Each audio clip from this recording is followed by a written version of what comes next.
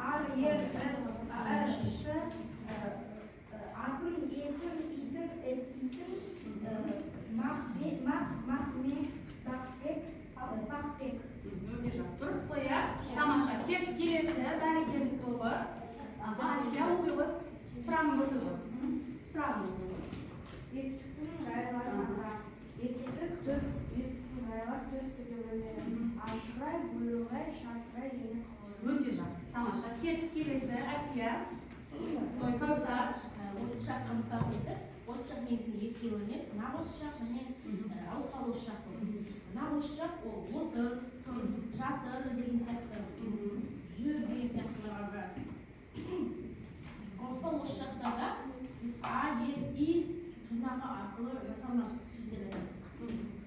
Өте жақсы. Тамаша. Келесі. Жоқ, сұрақ қайда? Ал кеттік, айтып жүрші маған. Есімшенің жұрнақтарын айтып жүрші. Бақбек, Пақбек, содан соң ар, ер, рысы, бар, е, қаншын. Дұрыс қой. Өте жақсы. Ал балалар, үйге берілген тапсырма сіздерге алдыңғы сабақта нәтиже сабақ болды, иә? Ережелерді қайталаңыздар деп солай ғой, иә? Енді балалар, біз сабағымызды бастамас бұрын мына жәшікке назар аударыңыздаршы балалар. Мына жерде бір жәшік бар, иә? Енді бұл жәшіктің ішінде не бар екенін білу үшін біз мына жұмбақтарды шешу арқылы бүгінгі сабағымыздың тақырыбын анықтай алады екенбіз, иә? Мұқият тыңдаймыз.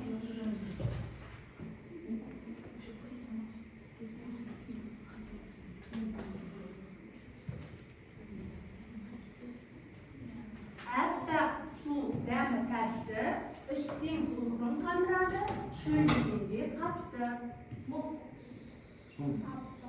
Әппақ су дәмі тәтті, ішсең сусын қандырады, шөлдегенде қатты дейді. Сүт дейді, иә? Ал жақсы көрейік. Сылдыр сүйіп ағады, ақ болса да қар емес, шешуін кім табады? Сүт деп ойлайсыздар ма? Жақсы. Енді кетіп келесі. Шеге жайып кептірген, өзі қышқыл түсі ақ, сорсаң дәмді түсі ақ, дейді, иә, өте жақсы. Даланы дәнге бөлейтін дихан, диханды әнге бөлейтін не? Нан, дұрыс айтады, иә, балалар? Иә, ал енді сіздер қалай ойлайсыздар? Біздің бүгінгі сабағымыздың тақырыбы қандай? Тамақ. Иә, ас туралы болады дейді, иә? Өте жақсы балалар. Біздің құпия жәшігіміздің ішінде бүгінгі сабағымыздың тақырыбы ас туралы, ас адамның арнауы туралы екен, иә, балалар?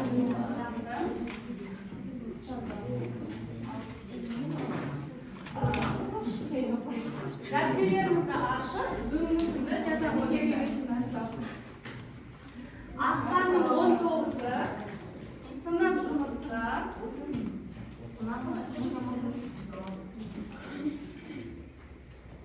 Ас адамның арқауы деп тақырыпты жазып қойыңыз.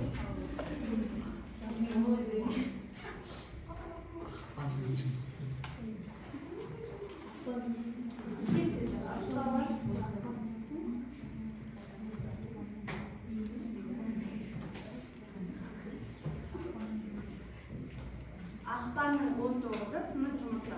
Ал енді балалар, сіздер қалай ойлайсыздар? Дұрыс тамақтану дегеніміз не? Біз енді алқыл көтеріп орнына тұрып айтамыз. Ақуыздар жеу деген өте жақсы. Дұрыс тамақтану дегеніміз. Асия? Пайдалы азық-түліктер, Ақнұр? Көп жеміс-жидектер жеу. Өте жақсы. Көп жеміс-жидек жеу. Кәусар? Дұрыс тамақтану деген пайдалы заттарды жеу және дұрыс тамақтану деген. Дұрыс тамақтану. Ал Мәди айтып тұр, дұрыс тамақтанып жүрсің бе сен? Қалай ойлайсың? Мен ойлаймын, өйткені мен күнделікті кезінде фрукт жеміс-жидектер, жемістер әкеліп, соны мен сол маған пайдалы деп ойлаймын. Сол саған пайдалы деп ойлайсың, иә? Ал дұрыс тамақтанбаудың денсаулыққа кері әсері бар ма? Исатай, біз дұрыс тамақтанбасақ денсаулығымызды құрта аламыз ба? иә. Неліктен олай ойлайсың? Майлы тағамдар жеу, ащы тағамдар жеу, газдалған сусындар ішу денсаулыққа зиян ба? Жақсы. Ал күніне неше рет тамақтанасың? Айша? 3 рет тамақтанасың, иә? Таңғы ас, түскі ас, кешкі ас па? Болды ма? Жақсы. Жақсы, балалар, қазір олай болса, сабағымыздың тақырыбына сай бейнероликті мұқият тамашалаймыз. Өйткені осы бейнеролик бойынша ары қарай жұмыс жасайтын боламыз. Түсінікті ғой, иә? Мұқият тыңдаймыз. Ас адамның арқауы. Екінші тапсырма. Қазақ өз ұрпағының саулығына ерекше мән берген халық. Өйткені ұрпақ саулығы ел болашағының кепілі. Жас ұрпақтың зиянды әдеттен аулақ жүргенін үнемі қадағалап тұрған. Ертеден темекі тарту, ішімдік ішу, есірткі пайдалану сияқты денсаулыққа зиянды әдеттер қазақ арасында болмаған. Елдің болашағы өсіп келе жатқан жас буынның денсаулығына байланысты екенін ертеңнен терең түсініп, жастардың уақытылы, құнарлы тамақтануына мән берген. Өйткені ас адамның арқауы. Денсаулықты сақтау үшін оны күту керектігін білген ата-бабамыз қуаты мол қой еті мен дәмі ерекше жылқы етін, денсаулыққа аса пайдалы сүт өнімдерін, емдік қасиеті мол қымыз бен шұбатты пайдаланған. Шұбат қазақ халқының дәстүрлі сусындарының бірі. Бұл сусынның шипалық қасиеті бар. Шұбаттың емдік қасиеті құрамындағы сүт қантына, сүт қышқылына, көмір қышқыл газына, ақуыздарға, тұздарға, дәрумендерге байланысты. Тамақтың құрамындағы ақуыздар әдетте асқазан ішек жолында тамақ қорытылған кезде ғана ыдырайтыны белгілі. Ал шұбат құрамындағы ақуыздардың едәуір бөлігі ағзаға ыдыраған күйінде түседі. Шұбаттың жеңіл қорытылатындығы да сондықтан. Бұл сусынның асқазан жолының бездерінен сөл шығаратын қасиеті бар. Ол қарын сөлінің қорытқыш қасиетін күшейтіп, ішектің қызметін жақсартады, тамақтың жақсы қорытылуына көмектеседі. Балалар, енді біз тапсырмамызға көшеміз.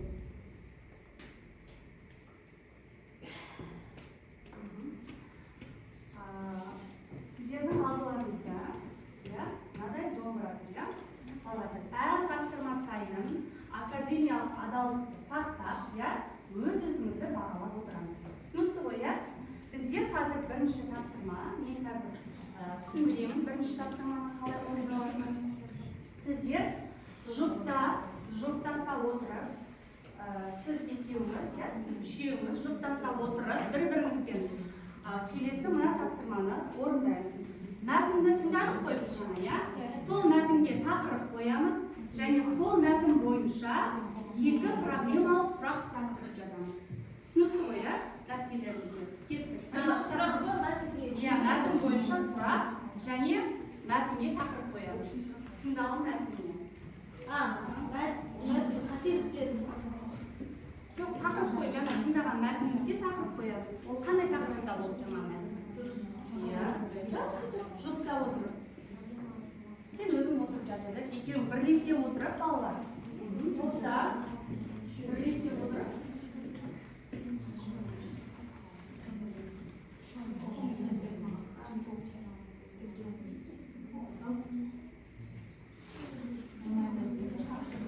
Так, 1 минут уақыттарымыз бар, жаза қойыңыздар.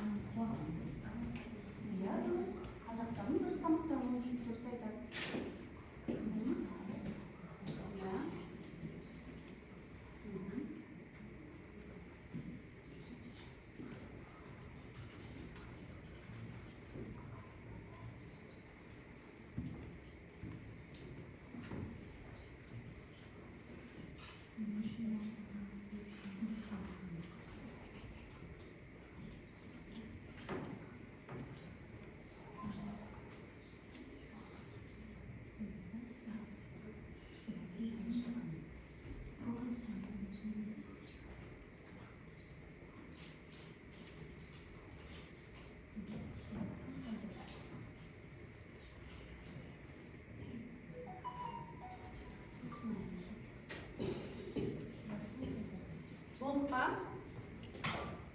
Қай жұп болды онда? Жақсы, әлім.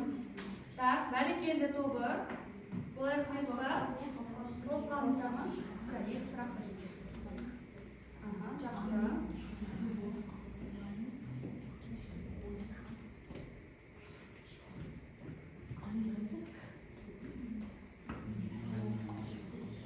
Кеттік балалар. Болдық, иә? Екі сұрақ мәтін бойынша және мәтінге тақырып қойдың болады. Кет, тамаша тобы кім бастайды? Оқып жіберейік. Ал, бастайды. Бір сұрақта мәтінге атып қойдың дейді, соған мен дұрыс тамақтанып қойдым. Өте жақсы. Ал, Сұраққа, бірінші сұраққа мен шуаттың пайдалану қандай? пайдасы қандай? Шұғаттың пайдасы қандай? Ал, екінші сұрақ. Екінші сұрақты қымыздың пайдасы қандай? Қымыздың пайдасы қандай дейді? Жақсы. Кеттік, бәрекелді тобы. Сіздер қандай тақырып қойдыңыздар? Мен тақырып қазақтардың дұрыс тамақтануы деп қойдым. Бірінші сұрағым қазақтар қандай ем берген және сұрақ шұбат қандай ем береді? Шұбат қандай ем береді? Өте жақсы, тамаша. Кеттік, керемет тобы. Тақырыбы тамақ. Тамақ дедік. Негізі дұрыс тамақтану. Иә, дұрыс тамақтану. Арбуз дегеніміз не? Көкөністердің пайдасы не? Көкөністердің пайдасы не дейді? Өте жақсы. Тағы оқулар бар ма? Ал, қаусы. Ең бірінші неге қазақтардың тамақтануы деп қойдым. Ал сұрақтарға адам өміріне зиянды заттары қандай? Және екінші сұрағым ол адам өміріне қандай пайдалы заттар бар? Жақсы, өте жақсы. Ал, Тақырыпқа денсаулыққа байланысты қойдым. Себебі мәтінге денсаулықтың пайдасы туралы, қандай байлық екені туралы айтылған. Сұрақтарға ертең қазақ халқы ежелден денсаулықты сақтады деген сұрақ қойдым. дұрыс. Және шұбат пайдасы не деді? Шұбаттың пайдасы не дейді? Ал, ақыл кесіп айта ғой. Тақырыбына аз адамның арқауы деп қойдым. Сұраққа бірінші сұрақ қандай заттар адам ағзасына зиян? Екінші сұрақ қымыз адамға қандай пайдасы бар? Өте жақсы. Балалар, енді өз-өзімізді бағалағанда бұл тапсырма бойынша 5 балл, мәтінді мұқият тыңдаймыз 1 балл, мәтінге тақырып қоямыз 1 балл, мәтінге проблемалық сұрақ қарастырамыз 2 балл. Сонда барлығы 5 балл. Жақсы. Өз-өзімізді бағалаймыз бұлай. Келесі балалар, бізде білесіздер, иә? Әр жаңа тақырыптың аясында бізде тілдік бағдар болады, иә? Бізде бүгін тілдік бағдарда одағай, біз одағаймен бұрыннан таныспыз, солай ғой, иә? Одағай деген сөзді бірінші естіп тұрған жоқпыз, иә? Одағай сөз табы, толық мағынасы болмайтын, адамның түрлі көңіл күйін білдіретін және жан-жануарларға қарата айтылатын сөз табын одағай деп атайды екенбіз, иә? Одағайдың қанша түрі бар еді? 3 түрі бар, иә? Олар көңіл күй одағайлары, жеке одағайлары және шартты одағайлары. Одағайға тән негізгі белгілер, одағайдың лексикалық мағынасы болмайды, иә?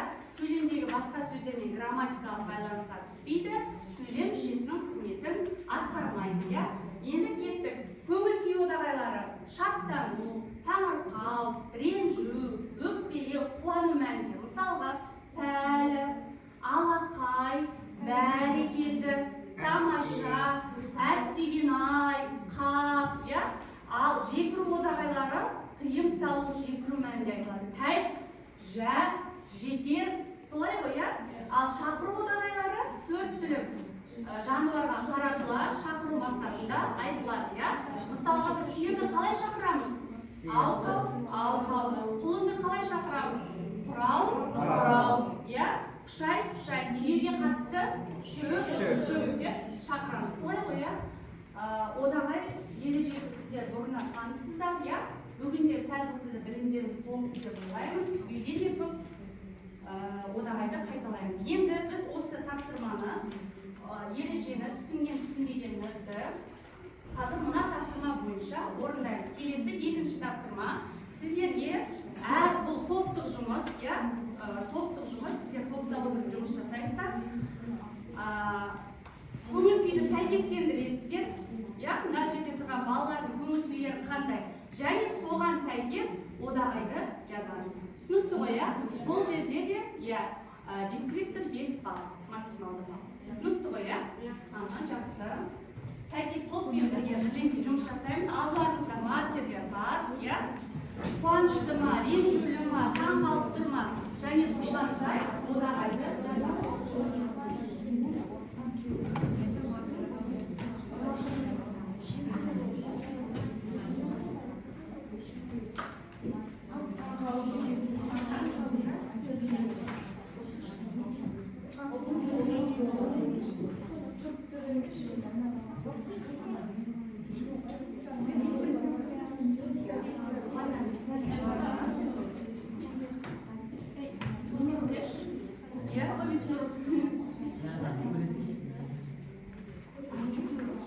Және соған астына одағайларды жазамыз, дұрыс, мына жерге жасайсыз. Ал бірлесе отырып.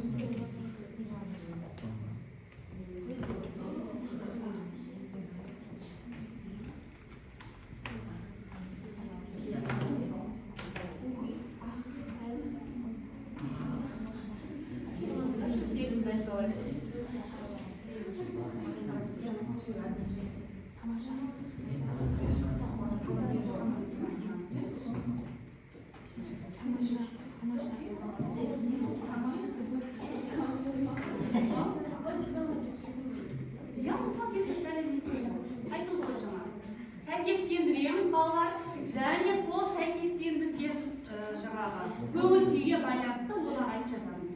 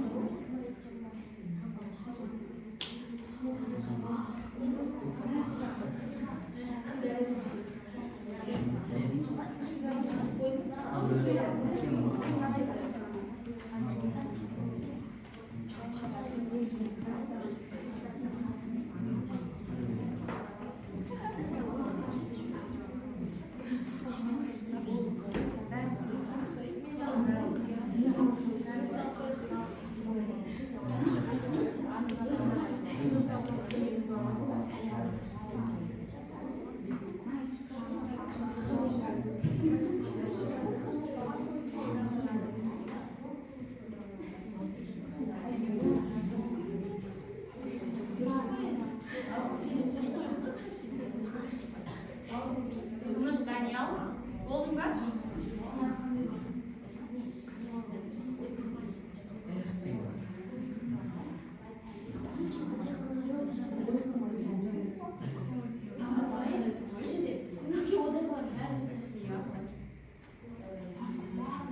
Бірақ соның ішінде саған берілген суретте қайсысы тән соған?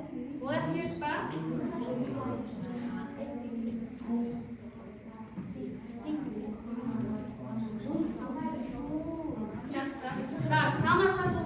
Тамаша тобы болды, бәрекет тобы болды қоя. Аяқтардан керемет тобы да аяқтар. Кеттік. Тамаша тобы. Ал болса, ал жарайды.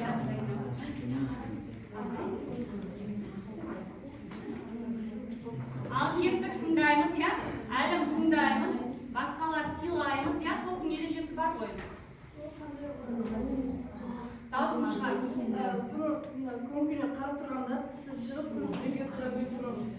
қуанышты болып тұрамыз. бұл көңіл-күй одағайларына Көңіл-күй одағайларына жатады. суретке қараған кезде көңіл-күй одағайлары қуанышты болғандықтан біз бәрекелді ол аңсайды. Келтір, дауысын шығарып айтшы қандай одағайды. Айтқан кезде біз қалай айтамыз? Бәрекелді. Бәрекелді. Ах, Иә. пәлі. Пәлі дейді. Өте жақсы. Самаша. Отыра қойыңыздар. Сіздерде барлығы шықты ғой, иә?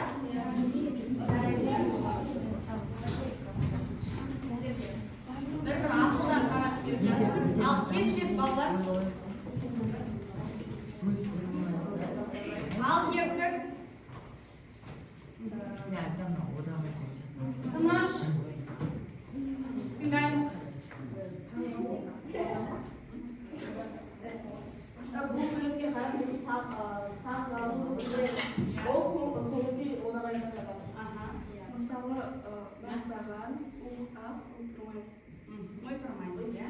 Өте жақсы. Бұл таң қалып тұр екен, иә, бұл сурет, иә? Біз таң қалған кезде мәссаған, ойпырмай, ақ деп айтатынбыз, иә? Дұрыс па? Иә. Ал жарайды, дұрыс дейді. Жақсы отырыңыздар. Кет, керемет тобы. Өте жақсы. Біздің суретте Ал бастаймыз. бақытсыз жүріп тұрған бақытсыз жалғызған баланы көріп тұрмыз. Иә. Бақытсыз ренжіп тұрған баланы көріп тұрмыз дейді. Кеттік. Иә. Адам көңіл-күйі жаман болғандардың әттеген-ай, әй, жалпы бұл Ренжулі бала екен, иә? Жақсы. Ал көңіл-күй одағайлар екен, иә? Жақсы, өте жақсы. Отыра қойыңыздар. Балалар, біз одағайды түсіндік қой, иә? Біз одағайды сөйлемде, болмаса бақылау жасанда, орындап қолдана аламыз ғой? Жақсы. Енді балалар, өз-өзімізді бағалаймыз, ұмытпаймыз өз-өзімізді бағалауды, иә? 5 балл.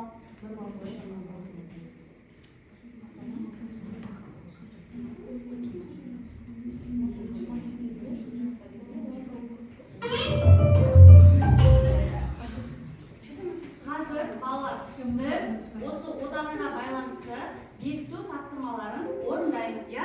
Егер біз тапсырманы дұрыс орындасақ, біз пойызға мініп, келесі сабаққа, иә, қиналмастан өте аламыз.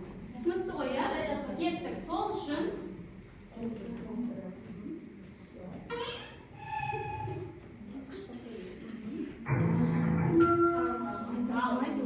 не оқиын, иә, сіздер жауап беріңіздер.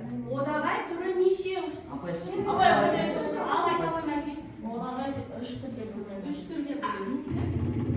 Ал өте жақсы дұрыс, иә? Одағай 3 түрде бөлінеді екен.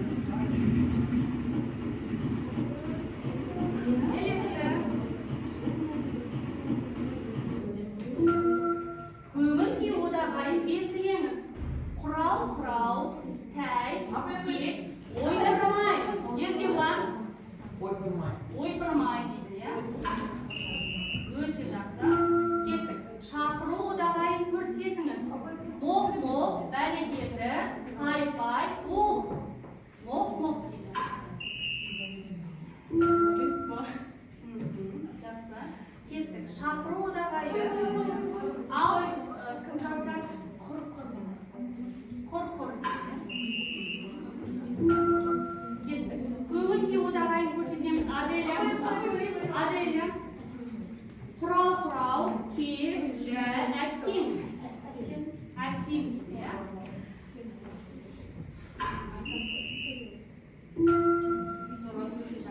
Шақыру одағайы кеттік. Әлем.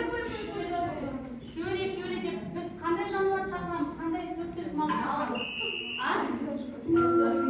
Шөре деп уақытты шақырамыз, иә? Әлем оқы.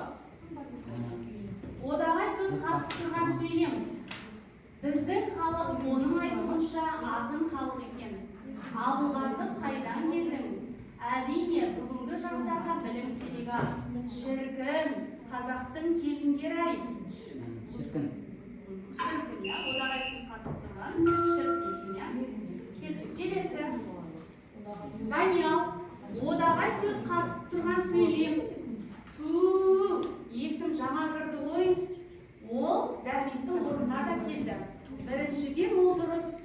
өкінішке орай олар кетіп қалды. Ал одаға сөз қатысып тұрған сөйлем қайсысы? Дауысын шығар. Ту. Есім жаңа кірді ғой дейді. Көрейік. Өте жақсы. Одағайдың ерекшелігін көрсетіңіз. Еркебұлан оқышы. Іс-қимылды білдіреді, Мекенді білдіреді. Сын қимылды білдіреді. Лексикалық негізгі мағына болмайды.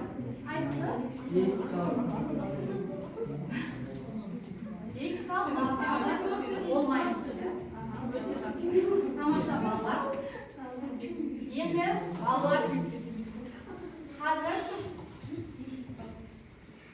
үйге тапсырманы жазып алыңыздар. Оқулықтарымыздың 135-ші бет, 8-ші тапсырма. Сіздер қазір алдыларыңызда тұрған бағалауға, мына жерге, өздеріңіз ұмытпаңыздар, аттарыңызды жазып қоюды, тез аттарыңызды жазып қойыңыздар фломастермен. Үйге тапсырма түсінікті ғой, мен сол бағалау бойынша және алдыларыңызға қарап берген қалыптасушы бағалау бойынша бағалайтын боламын. Енді қазір балалар бүгінгі сабақтан түсінгенімізді егер мысалы бәрі түсінсе, бірақ өзі-өзі үйретіп кетсе, көтеріп қой. Мен өзім көріп отырмын ғой енді.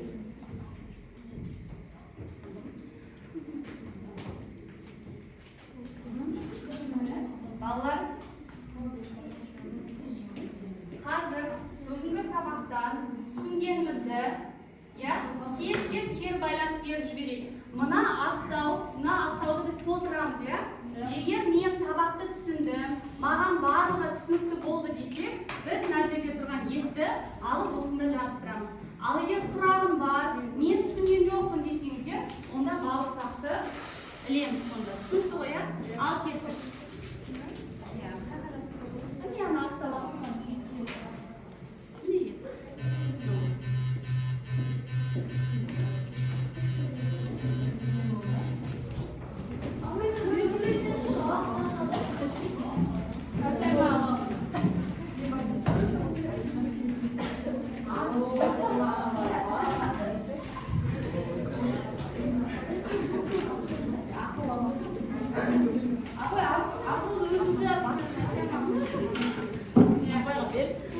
Балалар, бүгінгі сабақ түсінікті болды деп ойлаймын, Келесі